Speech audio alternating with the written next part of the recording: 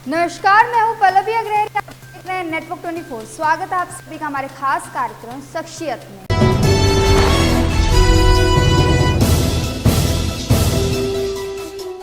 जैसा कि हम सभी जानते हैं कि शख्सियत में हम उन चेहरों से रूबरू कराते हैं जिनका सीधा सरोकार समाज से होता है। तो इसी क्रम में उत्तर प्रदेश के जनपद देवरिया विधानसभा 339 रामपुर कारखाना क्षेत्र के प्रत्याशी बीजेपी उम्मीदवार सुरेंद्र चौरसिया ने आने वाले चुनाव को लेकर हमारे संवाददाता रवि रावत से की खास बातचीत। तो आइए जानते हैं रामपुर कारखाना क्षेत्र के बीजेपी प्रत्याशी सुरेंद्र चौरसिया ने इस खास बातचीत में क्या कहा।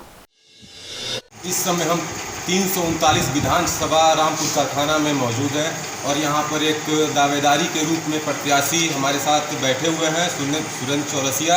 उनसे बात करेंगे विकास के मुद्दे में और जानेंगे कि अगर चुनाव जीतते हैं तो यहाँ रामपुर क्षेत्र में क्या विकास करेंगे। सर, सबसे पहले अपने परिचय बताइए।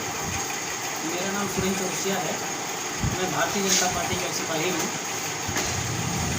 सर, अगर यहाँ से आपको टिकट मिलती है तो आप यहाँ के क्षेत्र के लोगों के लिए क्या करेंगे? देखिए, जो कार्यकर्ता होता है वो चाहे किसी भी दल का हो, जब वो जनप्रतिनिधि बनता है तो क्षेत्र की सारी समस्याओं से अवगत होता है। और एक तो मैं स्थानीय हूँ, दूसरे मैं यहाँ की सड़कों पर लड़ के लोगों की समस्याओं को लेकर लड़ते लड़ते यहाँ तक पहुँचा हूँ। ये यात्रा जो 16 सालों की हमारी रही है वो संघर्षों की रही है। और पार्टी यदि मेरे जैसे सिपाही को, एक ज़मीनी कार्यकर्ता को यहाँ से चुनाव लड़ाती है तो ये सीट निश्चित रूप से भारतीय जनता पार्टी की झोली में होगा। और यहाँ के कार्यकर्ताओं के मान सम्मान, यहाँ के लोगों के मान सम्मान के साथ साथ यहाँ विकास की एक नई रूपरेखा तय होगी।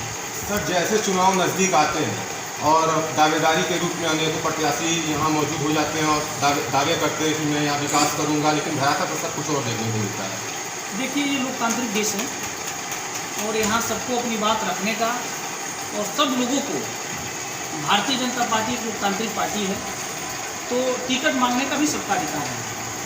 अब ये हमारी पार्टी को तय करना है कि कौन हमारा 24 कैरेट कार्यकर्ता है। यहाँ की जनता को तय करना है कौन हमारा नुमाइंदा बनेगा, जो हमारे सुख दुख में सदैव खड़ा रहता हो, जो यहाँ के क्षेत्र की समस्याओं से रूबरू हो। अब ये तय करना हमारे पार्टी और क्षेत्र की जनता का काम है।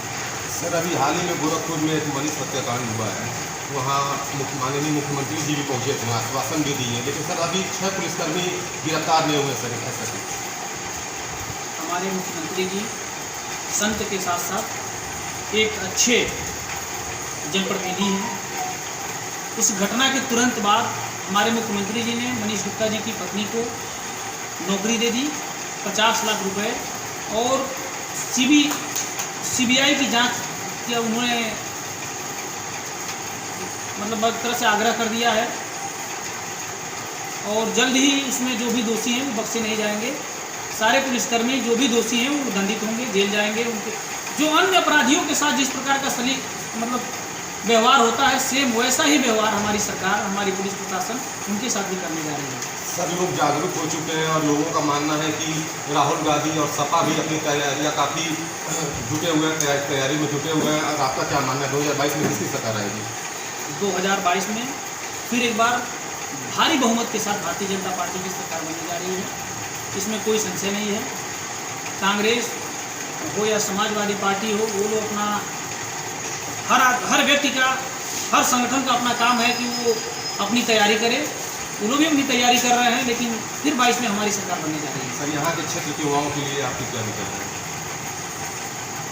मेरा पहला संदेश है क्षेत्र के युवाओं के लिए कि उन्हें अपनी पढ़ाई के साथ साथ, जब नौजवान जब तक नहीं जगता है, जब तक युवाओं में क्रांति की भावना नहीं होती है, तब तक कुछ भी परिवर्तित नहीं होता है।